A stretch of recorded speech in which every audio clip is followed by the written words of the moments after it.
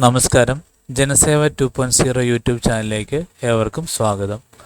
ആദ്യമായിട്ടാണ് നിങ്ങൾ ഈ ചാനൽ കാണുന്നതെങ്കിൽ സബ്സ്ക്രൈബ് ചെയ്യാനും ലൈക്ക് ചെയ്യാനും താഴെ കാണുന്ന ബെൽ ബട്ടൺ അമർത്താനും ശ്രദ്ധിക്കുമല്ലോ. ജോലി സ്ഥലത്തെ സ്ത്രീ സുരക്ഷ നിയമം അറിയാം. ജോലി സ്ഥലത്തെ ലൈംഗിക പീഡനങ്ങളിൽ നിന്ന് സ്ത്രീകളെ സംരക്ഷിക്കുക എന്ന ലക്ഷ്യത്തോടെയാണ് ജോലി സ്ഥലത്തെ സ്ത്രീകൾക്കുള്ള ലൈംഗിക പീഡനം തടയലും നിരോധനവും പരിഹരിക്കലും നിയമം 2013 രാജ്യത്ത് നടപ്പിലാക്കിയത്. സർക്കാർ സ്വകാര്യ സ്ഥാപനങ്ങൾ മുതൽ ചെറുകിട പെട്ടിക്കടകൾ വരെ ഈ നിയമനത്തിൽ വരും. സ്ഥിര താൽക്കാലിക ജോലി ചെയ്യുന്ന സ്ത്രീ ജീവനക്കാർക്ക് മാത്രമല്ല, വിവിധ ആവശ്യങ്ങൾക്കായി ഇവിടെ എത്തുന്ന സ്ത്രീകൾക്കും സംരക്ഷണം ലഭിക്കും. വീടുകളിൽ പ്രതിഫലത്തിനായി ജോലി ചെയ്യുന്ന സ്ത്രീകളെയും നിയമപരിധിയിൽ പെടും. ലൈംഗിക പീഡനം തടയൽ നടപടിയെടുക്കാൻ ഇന്റേണൽ കംപ്ലൈന്റ് കമ്മിറ്റി.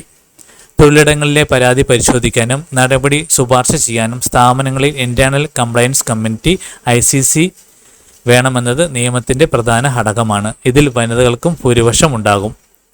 താഴെ പറയുന്ന പ്രവർത്തികൾ അവ പരോക്ഷമാണെങ്കിൽ പോലും ലൈംഗിക പീഡനത്തിൽ വരുന്നതാണ്.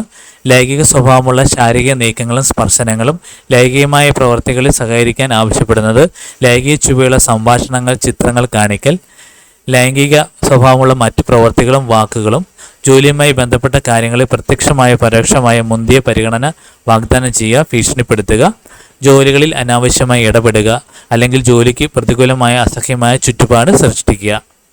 ജോലിസ്ഥലത്തെ സ്ത്രീ സുരക്ഷാ നിയമപ്രകാരമുള്ള കേസുകൾ 2018 401, 2019 504, 2020 485, 2021 418, 2022 419. ഈ കാര്യങ്ങൾ എല്ലാവരിലേക്കും ഷെയർ ചെയ്ത് എല്ലാവർക്കും ഉപകാരപ്പെടട്ടെ.